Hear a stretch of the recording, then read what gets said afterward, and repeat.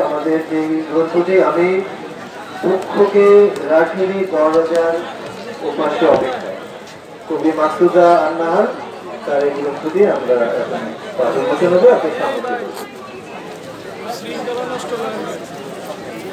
আসসালামু আলাইকুম, অসংখ্য শুভেচ্ছা এবং বইমেলার শুভেচ্ছা সবাইকে। আমি দুঃখকে রাখিনি দরজার উপাসে অপেক্ষায়, এটি আমার তৃতীয় কাব্যগ্রন্থ নিখুঁত প্রকাশন থেকে। তো এখানে সার্বিকভাবেই মনস্তাত্ত্বিক কিছু বিষয়, সমসাময়িক বিষয়, প্রেম, মৃত্যু সব কিছুই আছে।